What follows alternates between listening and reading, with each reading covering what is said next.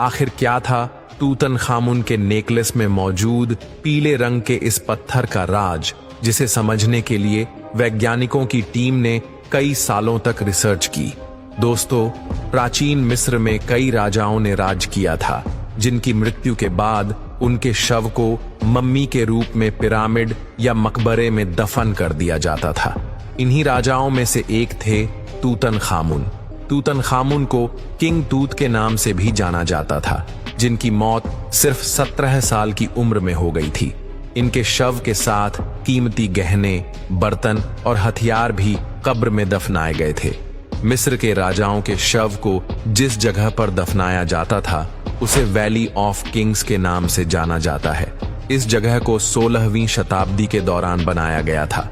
इसके अलावा यह जगह चट्टानों से घिरी हुई है, जिसकी निगरानी के लिए घाटी के पास सैनिकों की झोपड़ियां हुआ करती थीं। तूतनखामुन की कब्र वाले मकबरे को खोजने का श्रेय ब्रिटिश पुरातत्वविद हॉवर्ड कार्टर को दिया जाता है, जिन्होंने वर्ष 1922 में इस युवा राजा की कब्र को खोजा था। राजा तूतनखामुन की मम्मी पर रिसर्च करने पर वैज्ञानिकों को पता चला कि जब राजा की मौत हुई थी तो उनकी उम्र महज 17 साल थी। जब तूतनखामुन की कब्र को खोदा गया तब वैज्ञानिकों को उसमें से कई प्रकार के बर्तन, गहने और हथियार मिले, लेकिन इन सभी चीजों में एक कीमती नेकलेस भी शामिल था, जो बहुत ही अलग और आकर्षक दिखाई दे रहा था। उस नेकलेस के बीचों बीच पीले रंग का छोटा सा स्टोन लगा हुआ था, जिसके बारे में वैज्ञानिकों को कोई जानकारी नहीं थी। यूं तो अब तक धरती में 200 से ज्यादा अलग अलग प्रकार के स्टोन यानी पत्थर खोजे जा चुके हैं, लेकिन तूतनखामुन के नेकलेस में लगा यह पीले रंग का पत्थर सबसे अलग और आकर्षक था। जब वैज्ञानिकों ने लैब में उस पत्थर पर रिसर्च की तो उन्हें पता चला कि जिस चीज को वे इतने सालों से पत्थर मान रहे थे वह असल में एक कांच का टुकड़ा था। इस सच्चाई के सामने आने के बाद इस नेकलेस की गुत्थी और भी ज्यादा उलझ गई, क्योंकि उसमें लगे कांच के टुकड़े की प्रॉपर्टीज सामान्य कांच से काफी अलग थीं। आमतौर पर कांच का निर्माण गर्म लावा के अचानक ठंडा हो जाने की वजह से होता है, लेकिन इस नेकलेस में लगे पीले रंग का पत्थर लावा से नहीं बना था। वैज्ञानिकों ने अपने रिसर्च में पाया कि नेकलेस में लगा पीले रंग का पत्थर 1800 डिग्री सेल्सियस के गर्म तापमान में तैयार हुआ है, जबकि ज्वालामुखी से निकलने वाला लावा 1100 डिग्री सेल्सियस तक गर्म होता है। पीले रंग का यह कीमती पत्थर 3500 साल पुराना था। जो मिस्र के किंग तक कैसे पहुंचा था, इस बारे में किसी को कोई जानकारी नहीं थी। लेकिन कुछ सालों के बाद जब मिस्र की राजधानी कायरो से 1000 किलोमीटर की दूरी पर स्थित लिबियन डेजर्ट में राहगीरों के एक समूह ने रेत पर बिखरे हुए कांच के अनगिनत टुकड़ों को देखा तो वे सब हैरान हो गए, जिसके बाद वैज्ञानिकों की टीम उस जगह पर पहुंची। गर्म रेत के ऊपर वह कांच के टुकड़े किंग टूथ के नेकलेस में लगे पीले कांच से मिलते जुलते थे, जिसके बाद उस कांच को डेजर्ट ग्लास और लिबियन डेजर्ट ग्लास के नाम से जाना जाने लगा था। लेकिन अब वैज्ञानिकों को इस बात का पता लगाना था कि लिबियन डेजर्ट में इतनी ज्यादा मात्रा में चमकीले कांच के टुकड़े कहां से आए थे, जिसका सिर्फ एक ही जवाब था, उल्का पिंड।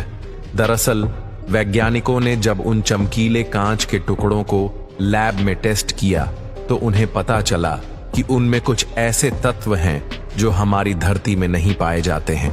इससे एक बात तो साफ हो गई थी कि रेगिस्तान में बिखरे उन सैकड़ों चमकीले कांच के टुकड़ों का संबंध उल्कापिंड से था, जो बाहरी दुनिया से हमारी पृथ्वी तक पहुंचा था। इतना ही नहीं, वैज्ञानिकों को रिसर्च के दौरान यह भी पता चला कि रेगिस्तान में फैले कांच के टुकड़े और किंग टूथ के नेकलेस में लगा ग्लास 3 करोड़ साल से भी ज्यादा पुराना है।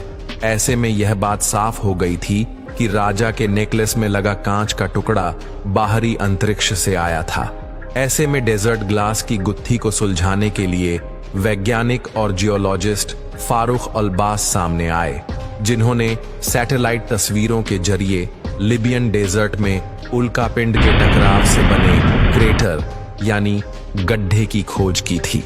यह गड्ढा रेगिस्तान में मिले कांच के टुकड़ों से 100 किलोमीटर की दूरी पर था, जहां लाखों साल पहले उल्का पिंड धरती से टकराया था। डॉक्टर फारूक ने यह भी बताया था कि लाखों साल पहले जब कोई उल्का पिंड उस जगह पर धरती से टकराया होगा तो उसकी गर्मी की वजह से रेत के टीले और पहाड़ पल भर में पिघल गए होंगे। ऐसे में जब वे पिघले हुए तत्व नदियों और झीलों के ठंडे पानी के संपर्क में आए तो उसकी वजह से ठंडे और गर्म तापमान के बीच रिएक्शन हुआ और इसके परिणाम स्वरूप डेजर्ट ग्लास बनकर तैयार हो गया। इतना ही नहीं, इन कांच के टुकड़ों को घटनास्थल से 100 किलोमीटर दूर लाने का काम नदियों के पानी ने किया, जो बहते हुए काफी दूर तक आ गया था।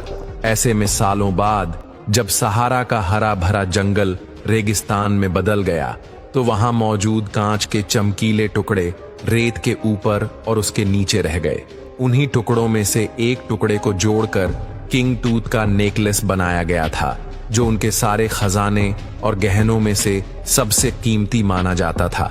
इस तरह वर्ष 1922 में शुरू हुई डेजर्ट ग्लास की गुत्थी 100 साल बाद वर्ष 2022 में आकर सुलझ पाई।